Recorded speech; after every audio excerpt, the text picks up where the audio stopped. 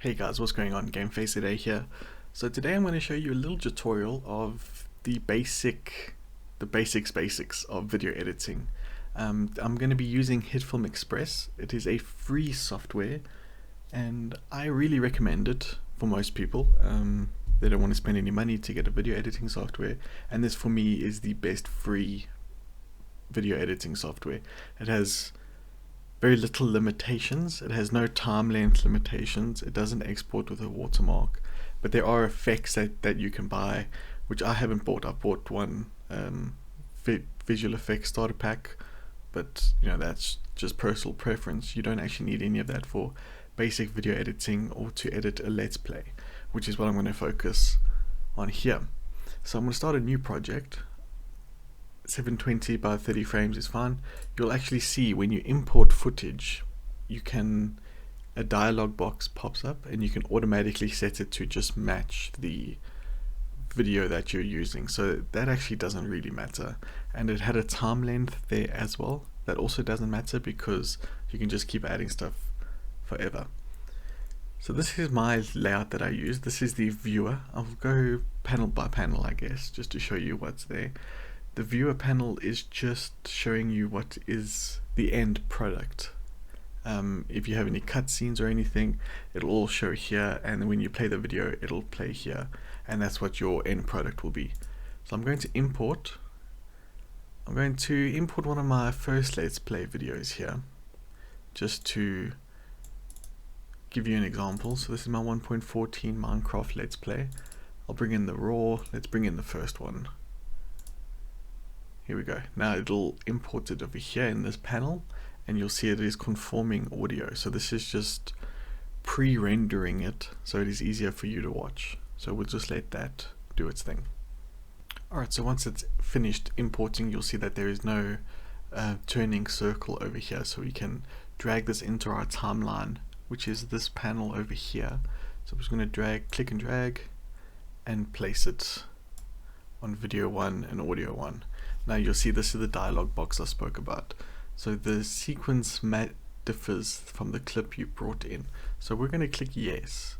So it'll actually match what we imported, which makes more sense.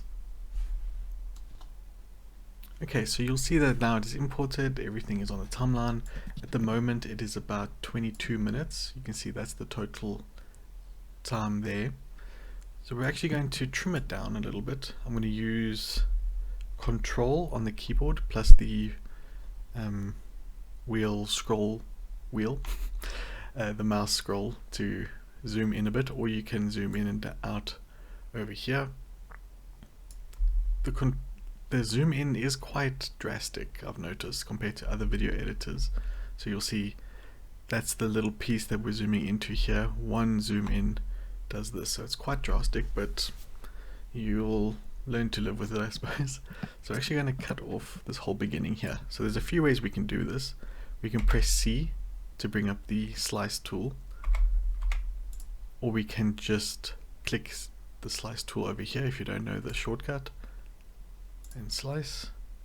I'm going to press V to go back to the select tool and press delete on the section we want to delete to get rid of it. Or alternatively, you can just drag from the edge here up to there. Alright, so now we want to bring it back to the start of the timeline, because now if you export this, you'll have this long piece of nothingness in the beginning, which you don't want. You want it to start, Hey guys, what's going on? GameFace as you're talking, which is the idea.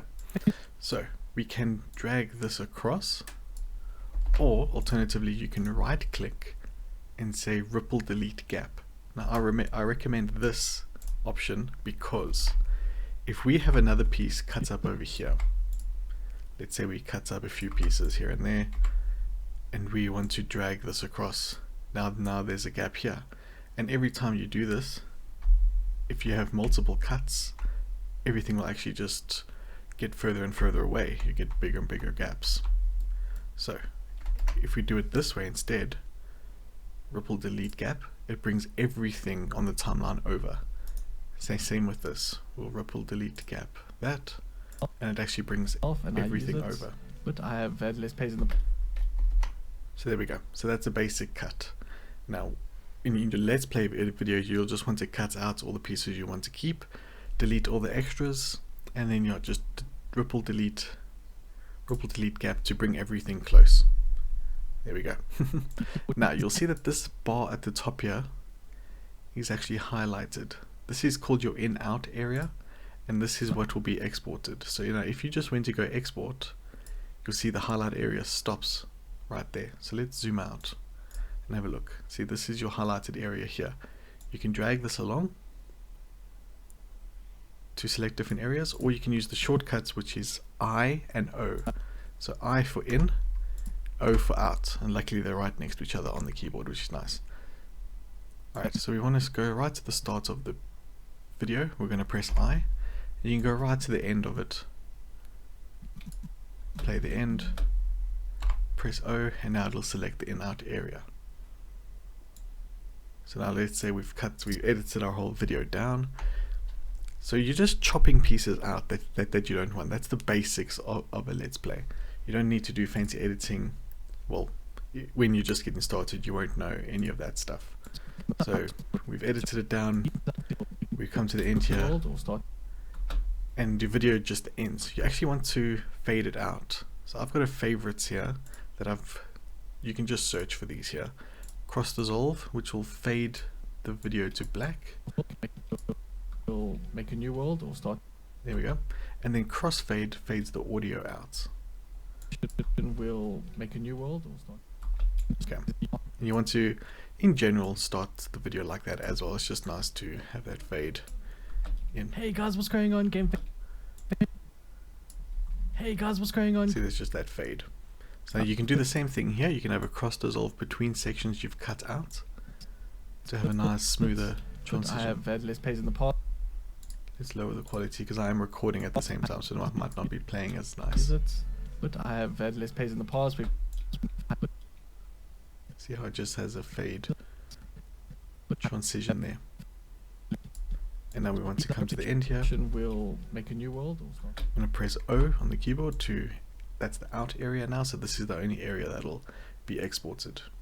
So now you want to come to export, and you can say export now, and it'll automatically export with your current export settings, but you may not know the settings yet. So I'm going to say add to queue, and in out area, this is the area we've selected. Contents, technically it would also just export this because there's nothing else on the timeline. If there was other videos back here, say if you've chopping up videos and you're just moving things to the beginning of the timeline just to edit through, and there's still videos down here, it'll export that as well with any gaps in between. So that's why in general I use the in-out just in case there's things further back that I may have missed. Yeah, okay, so we're going to go add to queue, in-out area, and then it'll bring up this window here. These are previous exports that I've made, and I've made myself a custom preset. You'll see here. Create preset, edit presets, but let's just look at what is the basics. Now, the reason I have a basic preset, I have a preset, a custom preset, sorry, that's the word, GameFaceZA over here, is because I want the videos to be quite small because the internet is not great here in South Africa, so I want the file size to be quite small. But you can have Facebook 720, which may be a little bit better, or if you're recording in full HD, you can export with one of these settings, which will probably be pretty good. YouTube 1080p full HD, but I don't record in full HD, I record in 720. So let's actually look at my preset, edit preset, 720p. I think I have it on, yeah, so it's the target bitrate is 7 megabits per second, which is pretty good quality for a pretty small file size. It's a nice balance, I find. It is, the codec is H.2.64, which is an MP4, which works on YouTube, so you can just upload that, which is great. Audio, you want your audio to be quite high. I wouldn't recommend going below 96, or you can't actually in this one, but I keep it at 128 because that's what I record in. You can rename it. And then yes, you can just go back to your queue up here, click on that and say starting exporting, but it'll actually start this one first because this is above it in the queue.